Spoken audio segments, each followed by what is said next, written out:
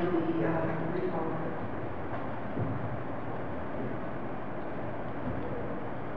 Who wants to go first? We can go in order, or if you... Well, I can do random thoughts, I guess.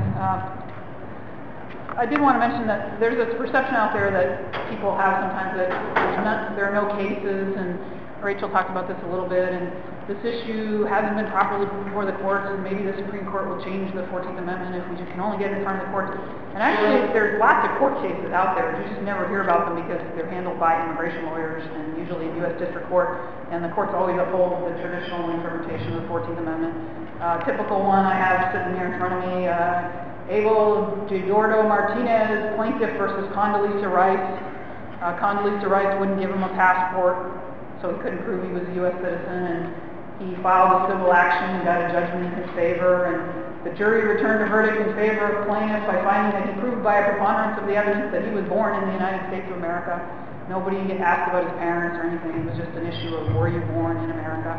Immigration lawyers see these kinds of cases all the time. There's a statute that lets people sue if an agency of the government refuses to recognize your citizenship, and people use that statute all the time.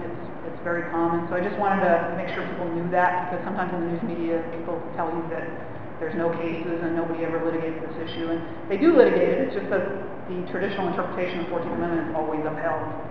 So the new age reinterpretation never wins, and that means it's nothing that anybody hears about in the news.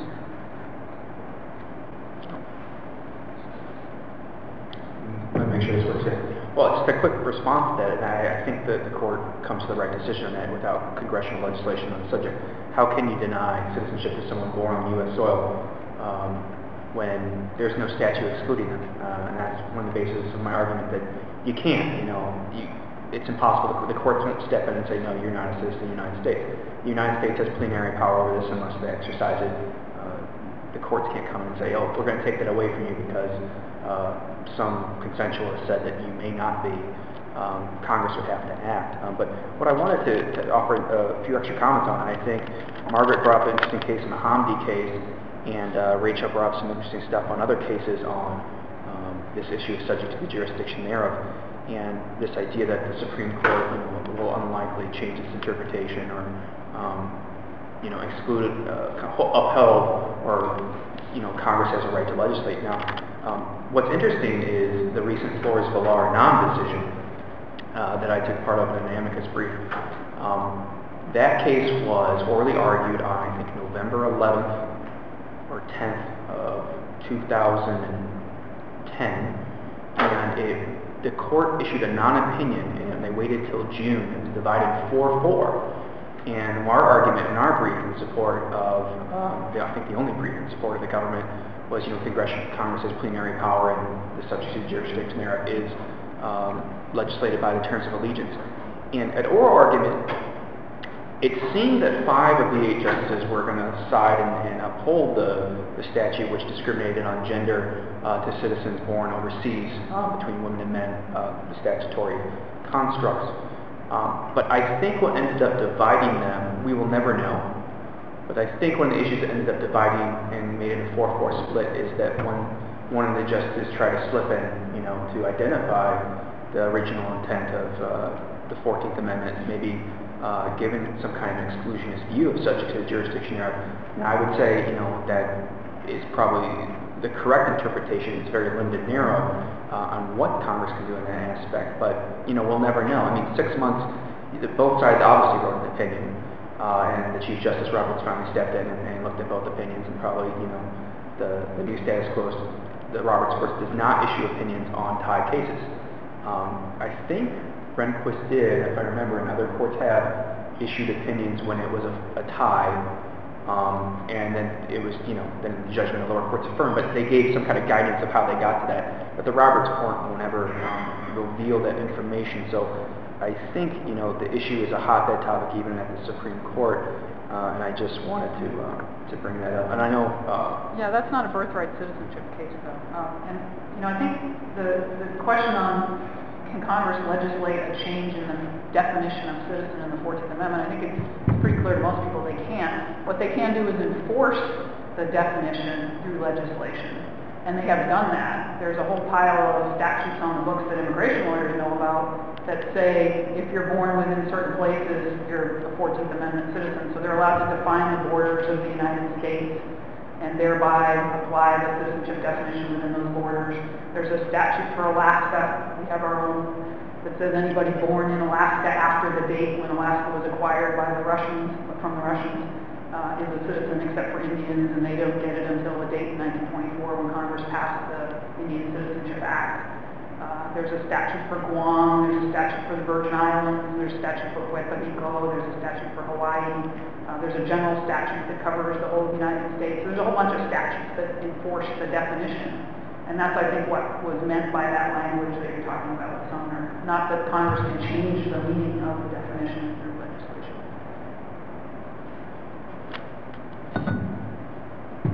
Well, I think so.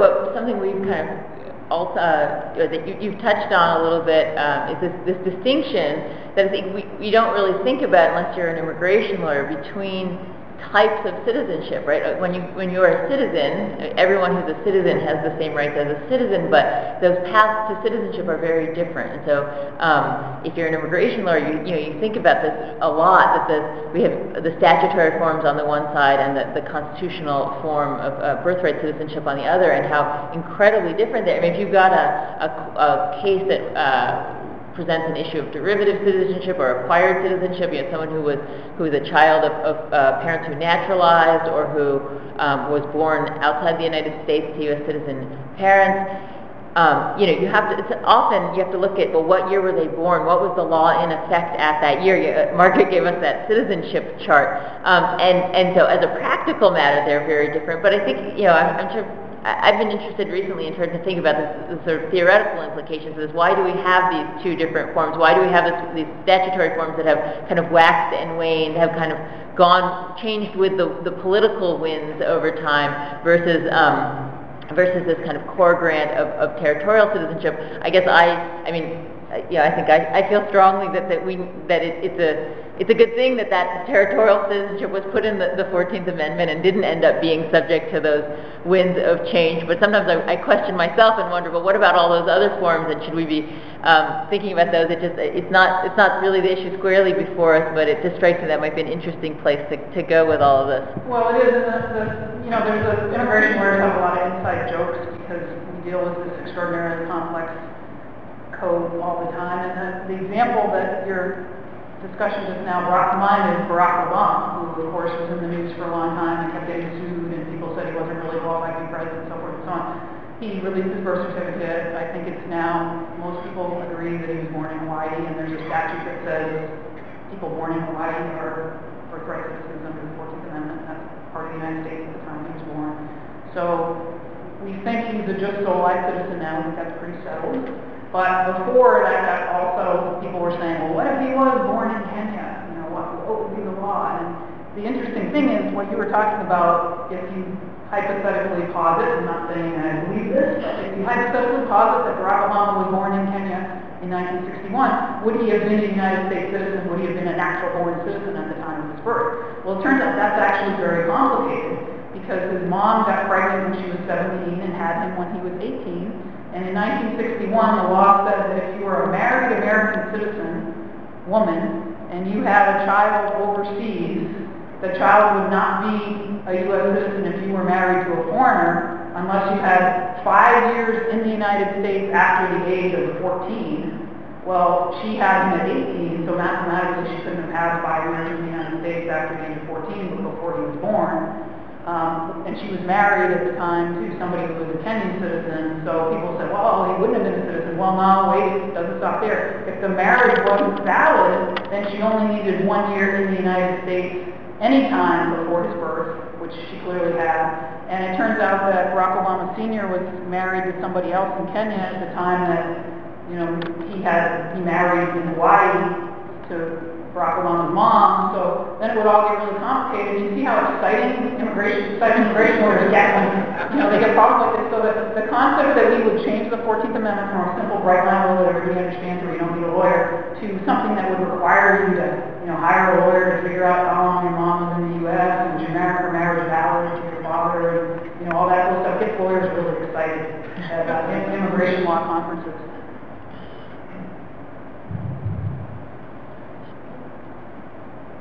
Are there any other comments?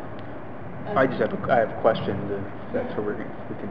Yeah, we can segue to questions. Okay, well, I did have a question for Rachel. I know she's been doing research on, I think she brings up a great point on immigration reform and restrictionists and how these views have come up before, but I guess my question is, have you seen any correspondence with census data coming up or redistricting in those times where this issue came up, where, this idea that,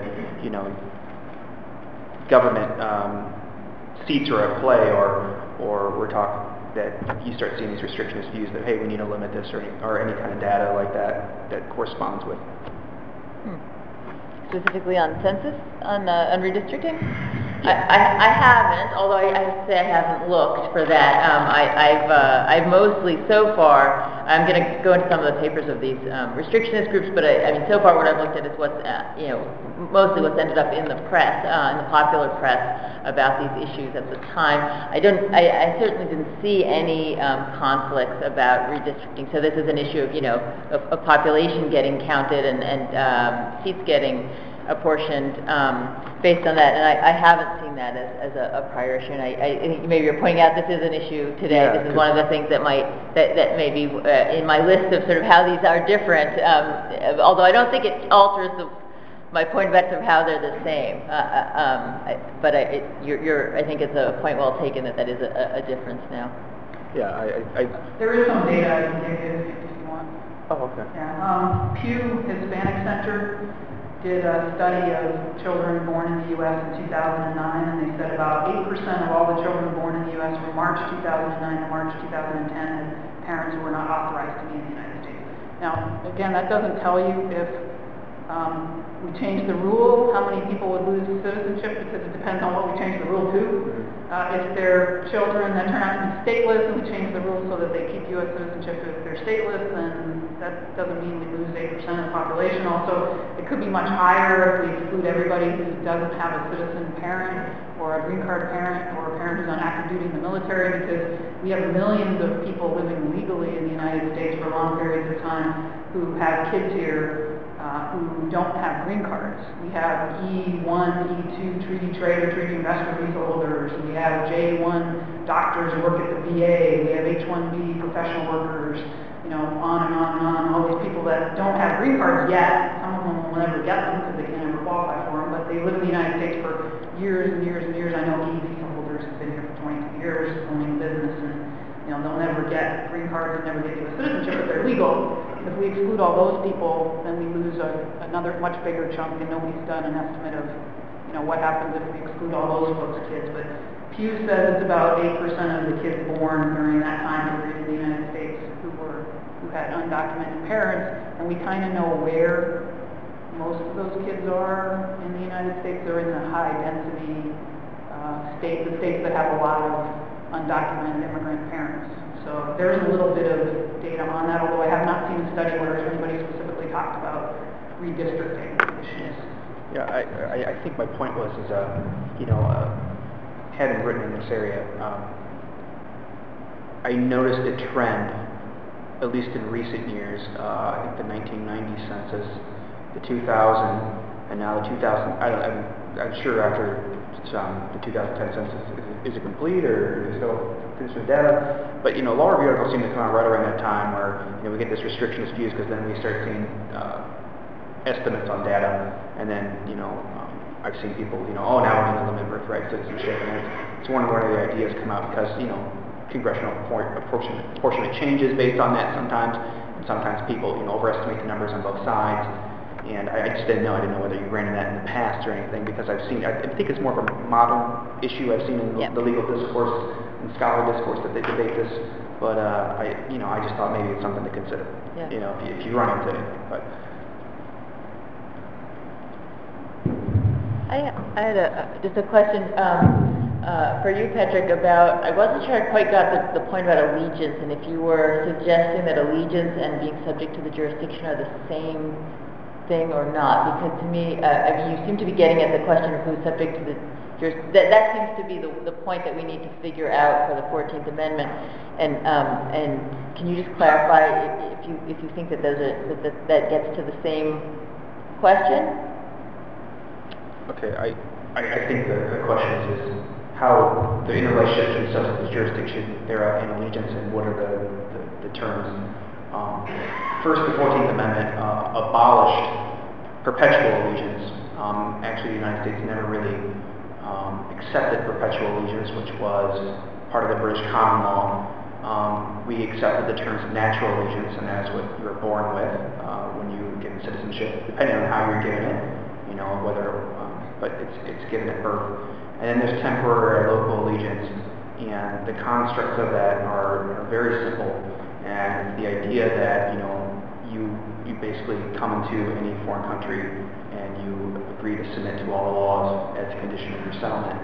Am I saying today that the children of unlawfully present aliens are not citizens? No. Congress has not acted.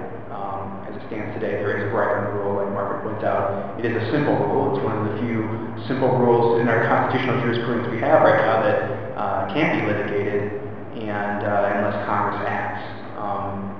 So I guess to answer the question more or less is that my argument is that Congress could say, and it's a legal argument, that because an unlawful alien does not submit fully to the law, he does not announce his presence, or he or she does not announce her presence, that would unqualify their citizen, their children as a citizen. And I also would think it could unqualify them as representation, because that's the entire condition of allegiance in itself. In the 18th and 19th century was this an issue? Not really. In the 17th century or the 18th, there was an idea they called the vagrant, very similar to what the legal definition of an unlawful alien is today. It's a person that has no lawful settlement, and Vattel writes about this. But in our American tradition, we never really, except for the Chinese Exclusion Act, we never really, stepped into that field. So we would kind of be stepping into new waters, so to speak. But it doesn't mean that the legal doctrine doesn't exist. It doesn't mean it isn't viable. I don't know. Does that answer your question, or am I just talking? Yeah, I think it's problematical today to say that undocumented immigrants, unauthorized immigrants are not subject to the jurisdiction, because that opens up a whole can of worms with whether criminal laws apply to them. Are they immune from? Are they like diplomats and invading armies, where they're immune from civil and criminal jurisdiction and they're not subject to the jurisdiction? Can you make somebody not subject to the jurisdiction for one purpose, having a child, but they're subject to all the other laws? And right now, they're subject to the draft law. Undocumented immigrants, unauthorized immigrants can be drafted. They don't have to draft, but they're required to sign up for it. They're subject to our tax laws. They're subject to criminal laws. They're subject to immigration laws, which is why we get to deport them. They're subject to a whole bunch of civil and criminal laws. Every criminal law everybody else is subject to. They're not immune from anything. And if you're going to say they're not subject for one purpose, you potentially open up a can of worms that they're not subject to any of the laws. Can I reply to that? Yeah. I think that's a great point, and it's a point that's often brought up in response to any kind of view that supports the exclusionism, is that if they're subject to all these laws here, then how can you exclude them from a political right of citizenship? But that's a political right. It's not a civil right. It's not something that is granted to you right away.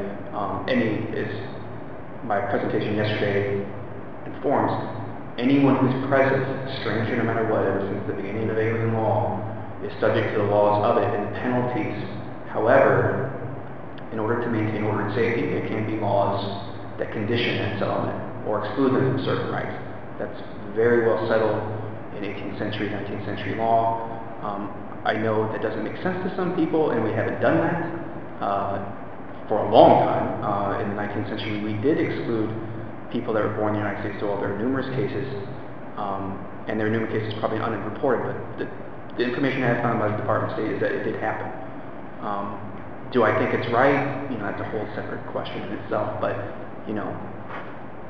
law's law, in my opinion, and I'm sure, Margaret and I will continue to disagree on this, but That's just how it is. Well, I don't disagree that we have the right as a political community to change our law. We could amend our constitution, could come up with a different definition of citizenship. That's certainly plausible.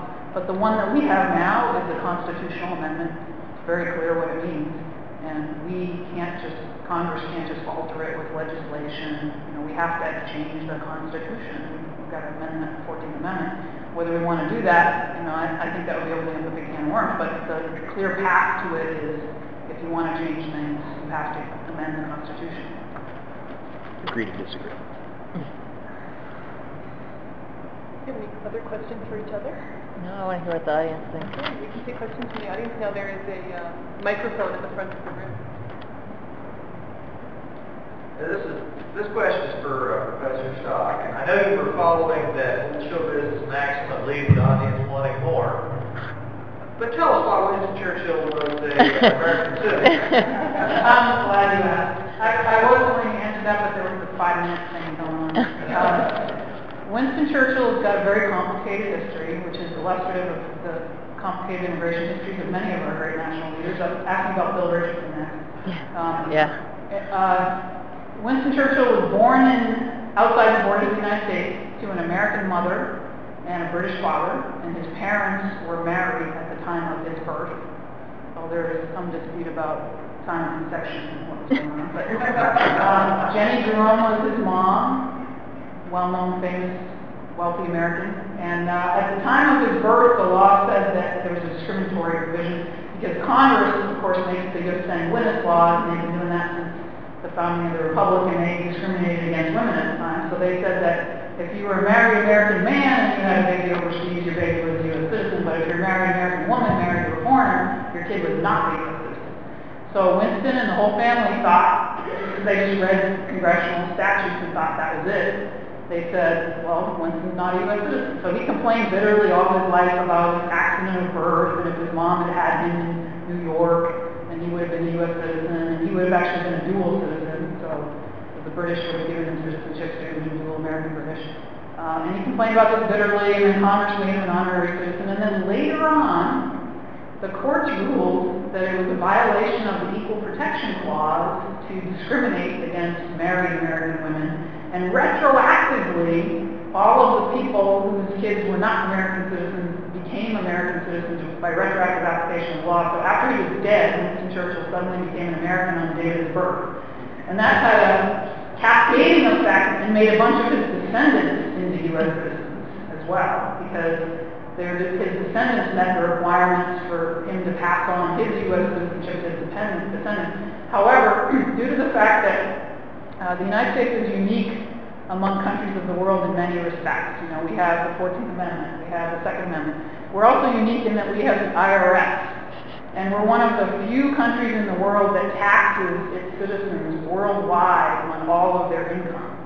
Most countries only tax you if you're within their territory. They have like a jus soli tax code. We have a worldwide 24/7 tax code. So you're an American living in Mexico, you're supposed to be filing 1040 on your Mexican income. You're living in Canada, you're supposed to be filing.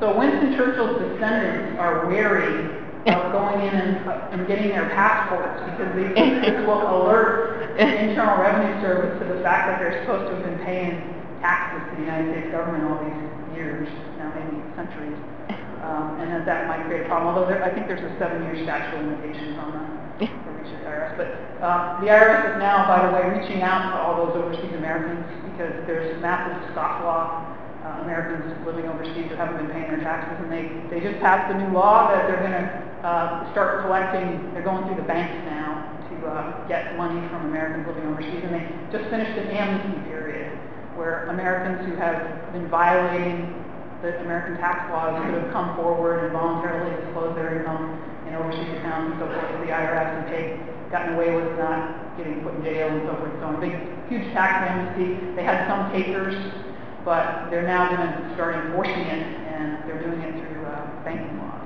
So Winston Churchill's descendants may want to not put their money in banks now. Did I answer your question? You want me to tell you about Bill Richardson too? Tell us about Bill Richardson. Okay, well, yes, Johnny, tell us about Bill Richardson came to mind because you mentioned the domicile thing. That is going to create a big mess if they change the rules so you have to be domiciled in the United States. Bill Richardson's parents, his mother was Mexican, his father was an American, but a U.S. sanguineous American, and they were not living in the United States when his mom got pregnant. And the dad was aware, because he was a wealthy American who was very familiar with complications of American law. Dad was aware that it was going to be a big mess if Bill was born outside America, because they'd have to prove up how long they'd been living in the United States, and there's going to be a lot of paperwork and a big mess and lots of lawyers and everything. So Bill's dad put the pregnant mom on a train to Pasadena and ran her into the United States real quick to pop the baby. And then he was born in California, so then they got the birth certificate, and then they went back to Central America where they were living at the time. And that qualified Bill Richardson to be governor and an ambassador, and a great American, and he went on to wonderful things, but they certainly were not domiciled in the United States at the time of the birth. Although one of his parents was an American citizen.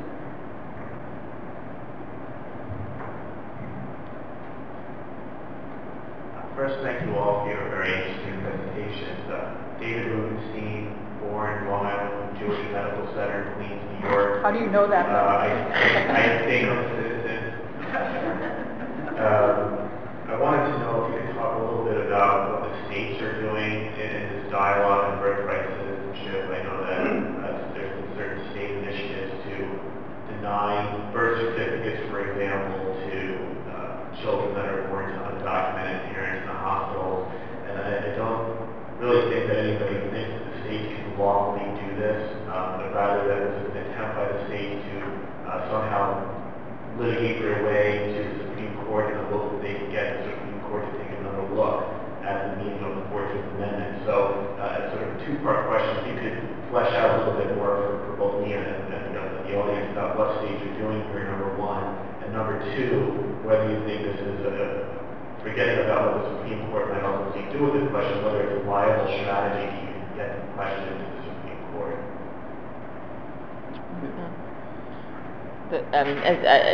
Other folks can jump in here. As far as I know, there have actually been no state laws passed to this effect. There were big promises to do so about a year and a half ago, right? And press conferences, a number of states getting together, governors of states saying, I don't think it was to not issue birth certificates, it was to issue two different types of birth certificates, to mark the birth certificates especially, so that it would just appear different, so that if at some future date, in theory, this became an issue, you could go back and look at who was born with the citizen parents and who wasn't. But none of this has actually gone into law yet, so the prospects for litigation on it, I think, are far off, because we don't actually have any of this in play yet. Yeah, there was that's correct. Arizona was one of the states where it looked like something might happen until the legislature started hearing testimony about the content of the bill, and that's the language that I put up on one of those slides, was part of the bill that was proposed in Arizona. And the legislature started hearing the testimony about who was not going to get, and who was going to get one type of birth certificate and who was going to get the other, and they realized that they had a huge mess on their hands, that professors at Arizona State University, their kids were going to get 20 birth certificates, and undocumented immigrants would get birth certificates that were just like U.S. citizen ones, because of the stateless provision. So it wasn't, they realized that they had a big mess on their hands, and it was going to cost a lot of money to administer, a huge amount of money. And they also found out that the people who drafted the bill didn't really understand what a lawful permanent resident was. They testified at the hearing that people with U visas, their kids would be okay. They said that domestic violence victims, their kids would be U.S. citizens even if they didn't have any papers. They said that different categories of people that immigration lawyers call PUCAL, permanently residing under color of law in the United States, meaning people that aren't really legal but live here, their kids would be U.S. citizens. So they realized they weren't going to get where they wanted to go, and it was going to be a lot of money, so it failed in Arizona. And I think that's been the general trend. There's a lot of talk in the newspapers. People get press conferences and they say that they're going to do this, and they announce that this will stop undocumented kids from getting birth certificates, or the parents who are undocumented, their kids won't be able to get a regular birth certificate. But it never actually happens, because when the rubber meets the road, it's going to cost a lot of money, and it's going to be a big, expensive bureaucratic proposition to do this.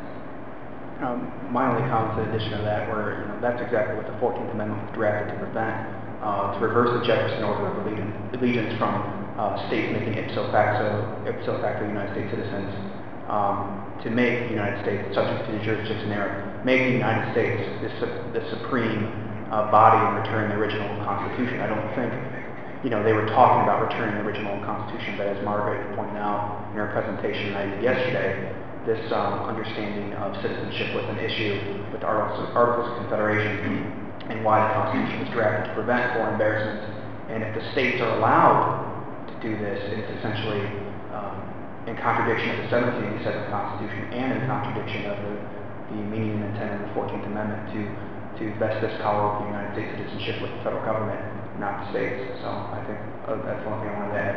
Yeah, and I forgot that as a technical matter, it might interest the law students that the immigration lawyers all knew that this wasn't going to work anyway, because even if the state did pass the law and they started issuing different kinds of birth certificates to people, if you got one of the Tier 2 birth certificates, all you would have to do is apply for a United States passport to the State Department. So you send off your birth certificate showing you're born in Arizona to the State Department, and they don't care what kind of birth certificate you have. They follow the 14th Amendment. It's well settled in the Foreign Affairs Manual and so forth and so on. So they would issue you a U.S. passport because you got an Arizona birth certificate. They don't care that it's Tier 2. And then as soon as you get your passport, then you can go into federal court under 8 United States Code 1503 and sue the state to get one of the Tier 1 birth certificates.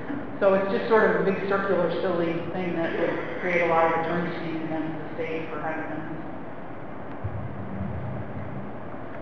Other questions from the audience?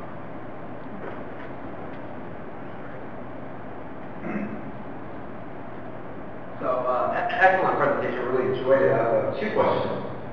One is on institutional capacity design, and the other one is about rights, I guess, the way Patrick mentioned. Okay, so at least with regard to the first question, so there's a game I play, cocktail parties and conversations, and I say, let's assume you've been charged with a crime you didn't commit, and you go to court.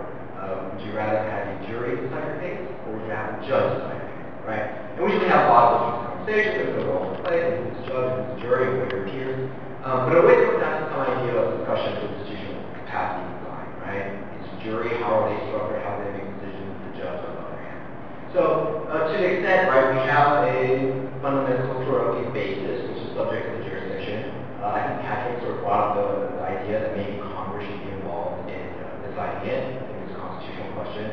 But I'm also a lawyer, so I know that any constitutional protection has is only as strong as the institution that defines it and enforces it. So I guess the first question is, if we were to open it up, if this question is to be fresh, should subject matter jurisdiction be decided by the courts? Should it be decided by Congress? And we don't have to stop there, right? What if Congress was to delegate to agencies? Would that be a better deal? Opening up what Patrick said, should it be decided by the states?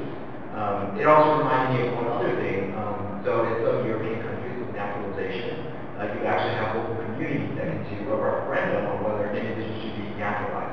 Now, I happened to be naturalized when I was in law school. I'm not entirely sure I wanted a referendum when I was naturalized, but, right, it's something worth considering. So in terms of, and I'm not talking about constitutionality or whatever, but in terms of institutional capacity design, where should we put that power, right? There is no constitution. Constitution is different bodies determining something, defining subject matter jurisdiction.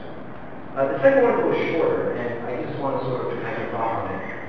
So we live in a country that is based on liberal democracy, which is we are all individuals, right? And sort of fracture the idea that we have these other associational ties or we're down the deck of my father or this and that. And we talk about rights in all sorts of different ways, the way Patrick brought it up.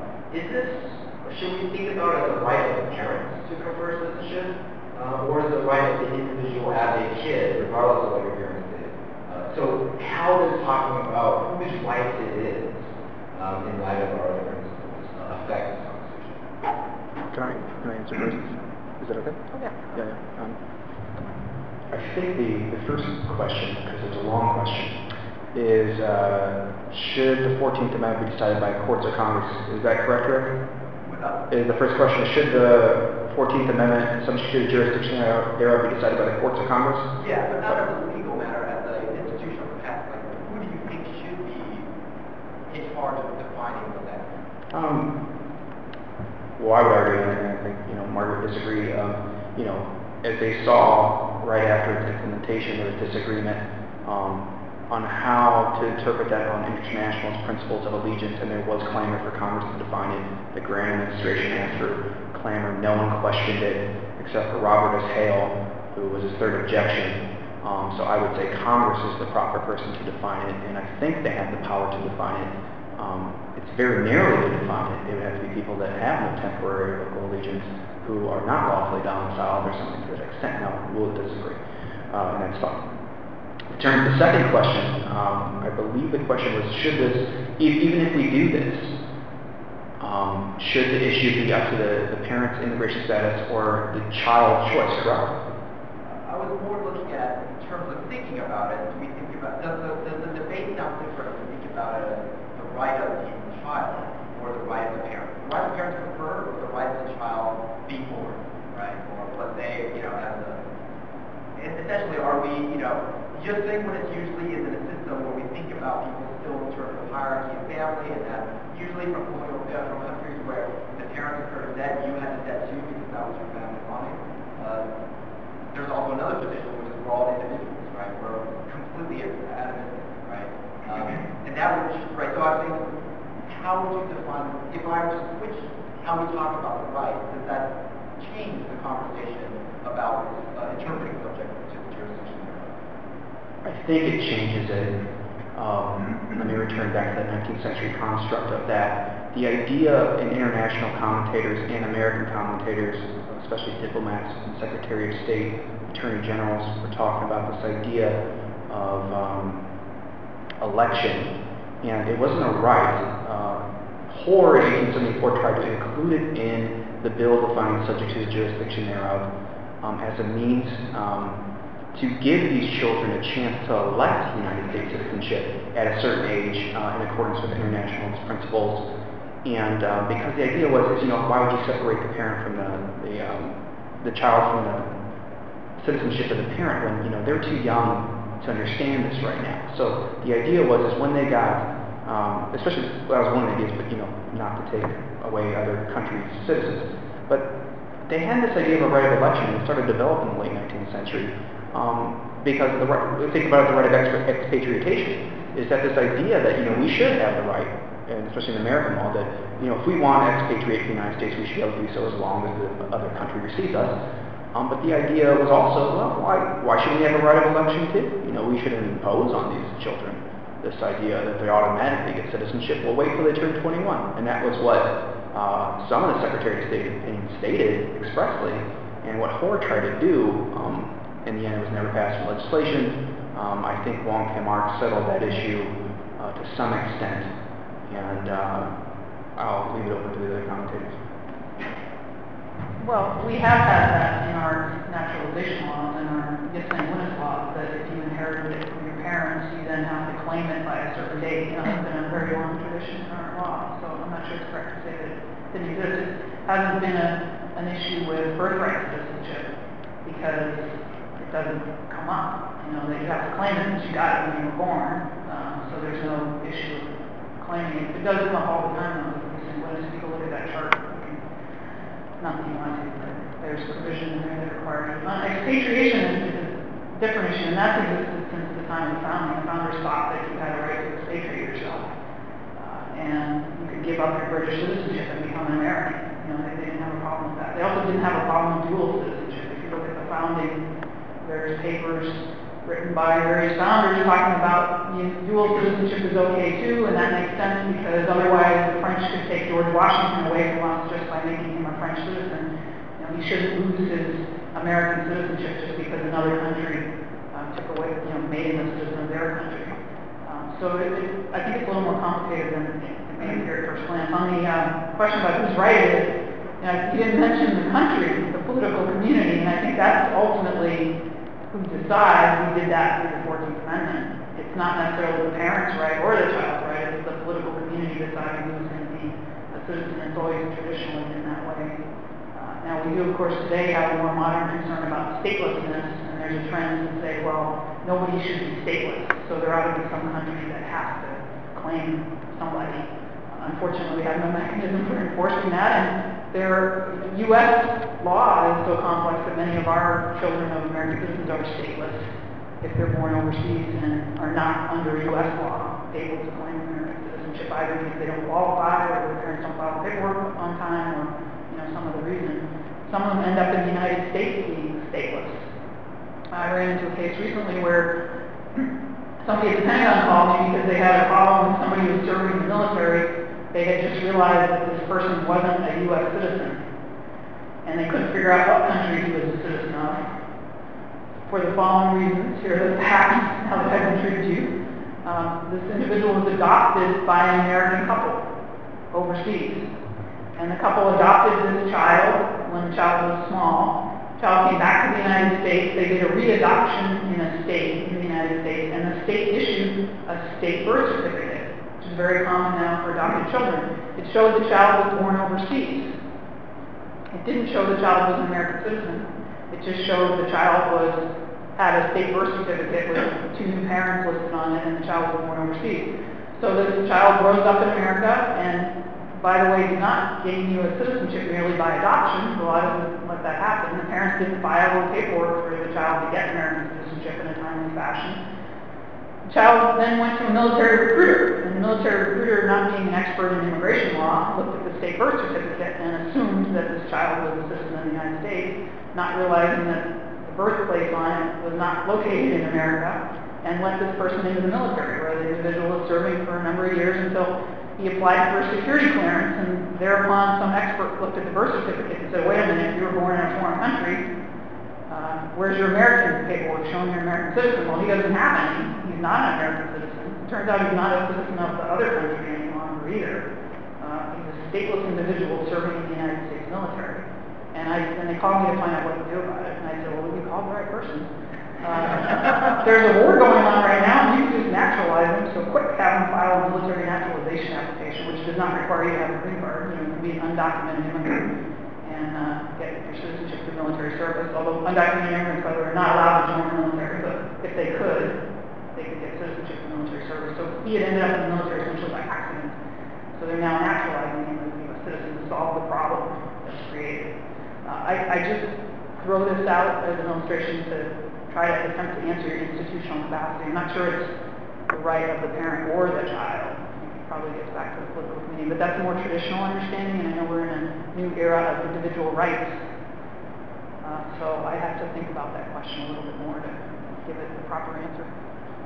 Just to add one thing to that, I think the point about it being the rights of the political community is a very good one. But I also think it's significant that the 14th Amendment imagines that right is being conveyed by the political community to the child. I mean, it could have said children born of parents who are subject to the jurisdiction, right? And so I think that's the kind of anti-caste aspect of the 14th Amendment that's a key element of it. And it's that, because the statutory forms of citizenship are hereditary, right? Jus sanguinis and any derivative citizenship when your parent naturalizes. But that this really bypasses the parents entirely, and I think we would be missing something if we didn't kind of note that element of the 14th Amendment. I did want to add one other thing that also gets overlooked, and it goes to one of the quotes that Patrick put out, which I think may have been misunderstood. Because the 14th Amendment has the subject to the jurisdiction language in it, it does exclude those 3 groups that I mentioned, the occupying army, the sovereign Native American folks, the diplomats kids. Now today, because Congress passed the Snyder Act, which says all American Indians born inside the United States are citizens, they're statutory citizens. They're not 14th Amendment constitutional citizens, but they do have a statute that makes them citizens by birthright. We don't worry about Native Americans right now. We have no occupying armies right now, so we don't worry about them. But we do have a statute that deals with the diplomats kids, and that's kind of getting at the language that Patrick was quoting. I think he may have not realized that language goes to the diplomats kids. Today, those kids get green cards. If they're born in the United States, they get a birth certificate just like everybody else, but because their parents have diplomatic immunity, they're on this blue list with the State Department. The State Department has an office that keeps track of them, and the kids are not recognized as United States citizens by the federal government. Some states get confused about this and may not realize it, but the federal government gives them green cards. They can apply for a green card and eventually naturalize as American citizens if they want to. I think last year I checked, there were 13 of them in the last documented year that had applied for and gotten green cards. And so some of that language we're quoting gets to the fact that we still have these people floating out there that are born in the United States but don't get citizenship. And that's another reason why the language of the 14th Amendment is not redundant. That subject to the jurisdiction does exclude a group of people very clearly under our law, still does today. They're a small group, but they're very clearly excluded, and we, as I said, we give them green cards. I wanted to respond to Margaret's comments on my misinterpretation of Sumner. I think she is correct that Sumner was talking about how subject to the jurisdiction era allowed Congress to legislate outside the territory of the United States. There's no question about that, and no commentator questioned that. However, Hoare's bill in 1874, Charles Sumner, I think, died in 1873, and in memorandum of him, they actually talked about this bill because this is what Sumner believed in. And actually, Hoare and Sumner were both from Massachusetts. So, when he defined domicile both abroad and inside the United States, he did it in accordance with what he thought was Sumner's wishes. So, you can say, I can understand she could say that interpretation, and people can believe that, that's fine. I can come to my interpretation, and I can say that, that's fine. And, I think we're just going to keep agreeing and disagree. And that's the great part of the debate, and I think that's what, we're here to do. But, I don't draw back from my statement of what I think Sumner was saying there. So, and I think Trumbull confirms that with the domicile aspect. So, that's all I wanted to respond to.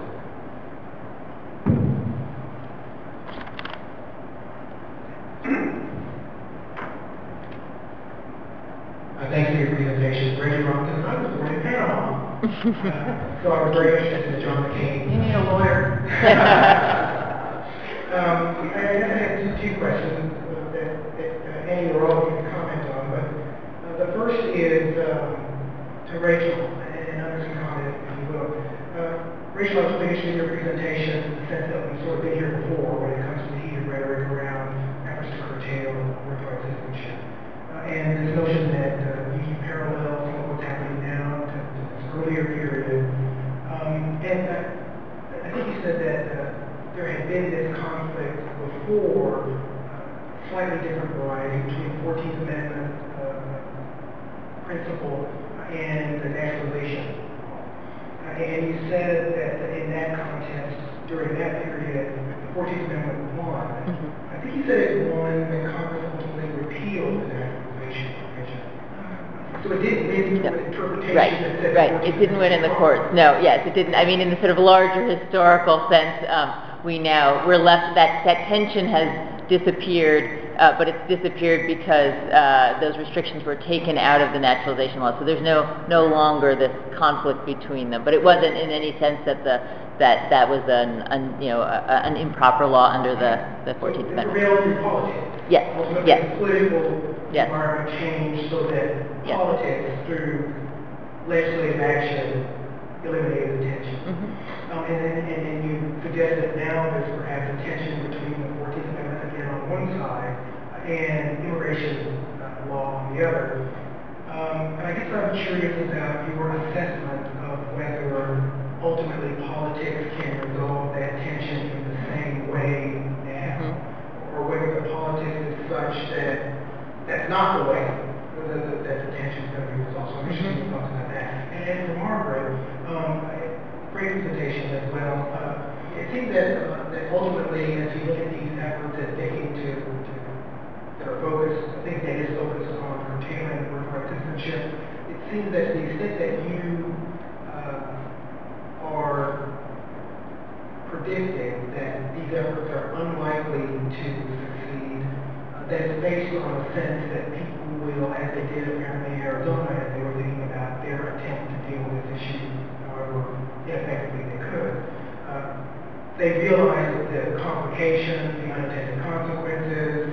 This makes life very complicated. Everybody's going to have to get an immigration lawyer. That the practical difficulties made people throw up their hands and say, never mind.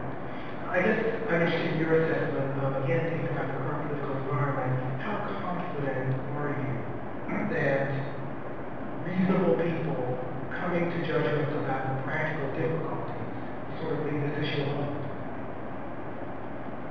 Well, I'm so glad that you asked that and that I have a chance to clarify, because I certainly didn't mean to suggest that the 14th Amendment gives us some kind of doctrinal way to either, to have struck down the naturalization laws in the 20s or to strike down any of the laws that I'm talking about today. So I really did mean that in the realm of politics and in the realm of sort of that we should pay attention to these moments, that they might lead us to rethink some policies.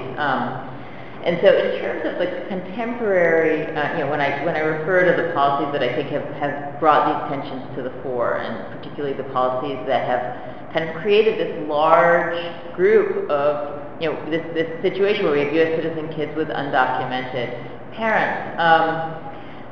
So the prospect for, for changing course on our ideas about immigration enforcement, I can't say I'm incredibly optimistic at this particular moment. I do think over the long haul we may rethink some of those policies. It's pretty clear that the number of undocumented immigrants in the United States has in fact dropped in the last couple of years. The only thing that actually made that drop was the economy tanking. In fact, all of the border fences and the border enforcement seemingly did very little to change those numbers. Maybe we will, but it's sort of, there's so many issues. We talk about the war on drugs, we talk about the criminal justice system. There's so many issues where I think if you kind of looked at where the money's going and what you're getting for it, maybe we should rethink some policies. And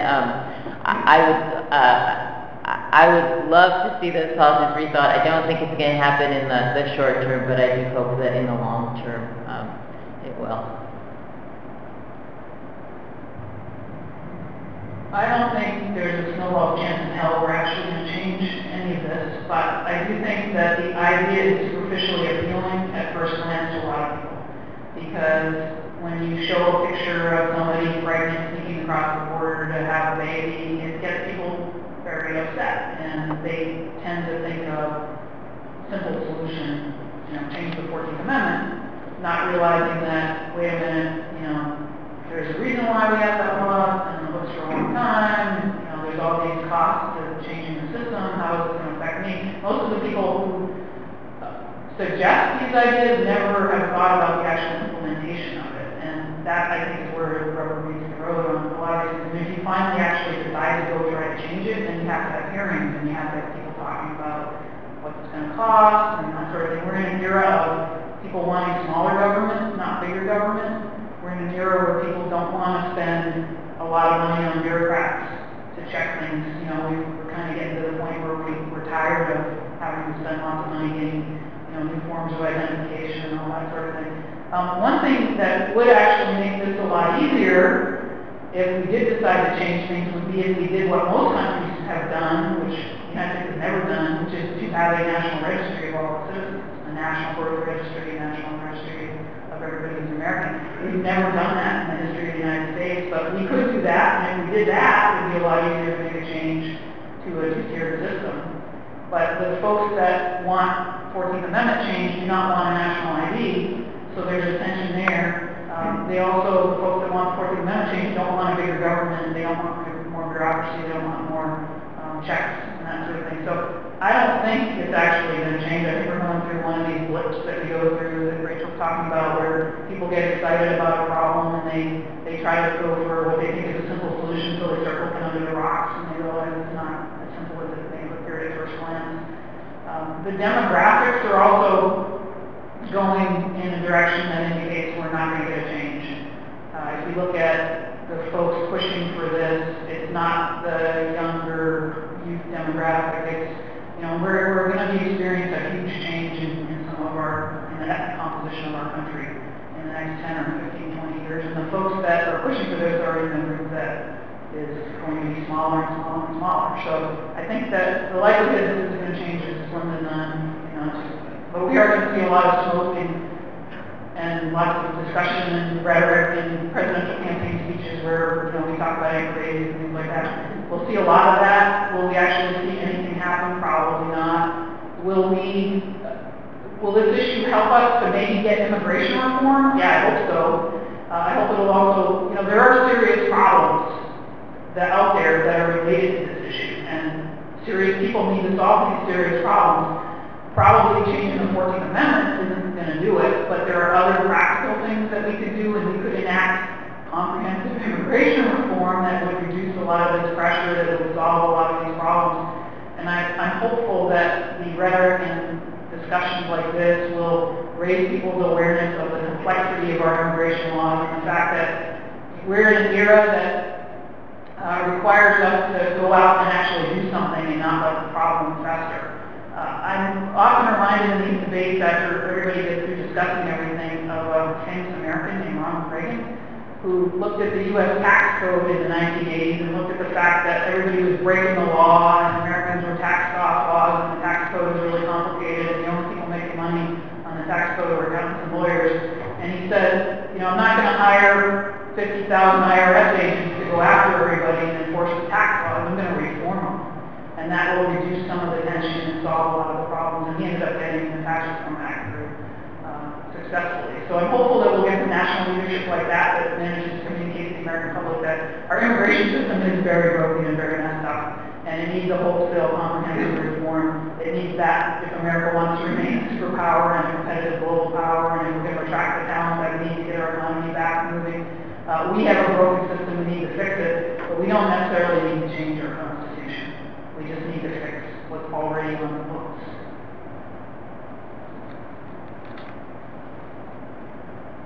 Your comments?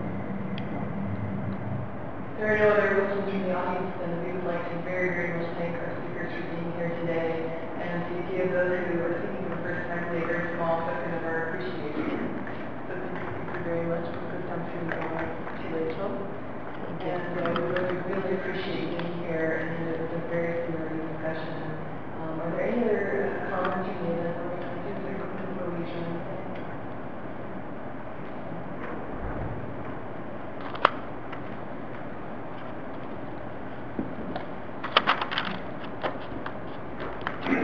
Sean Lacey with the Centers. Really want to thank all of you for attending this event. I think we've had some wonderful conversations. Maybe a mildly heated debate here a little bit ago. But really an opportunity to talk about this important issue and bring the great minds together to share their expertise and their thoughts on immigration from a variety of different perspectives. On behalf of Washburn Law School and the Center for Law and Government, I very much want to thank you for being here. Thank you for being involved. Please have safe travels home wherever you may go. And again, thank you for coming to our immigration symposium. Thank you.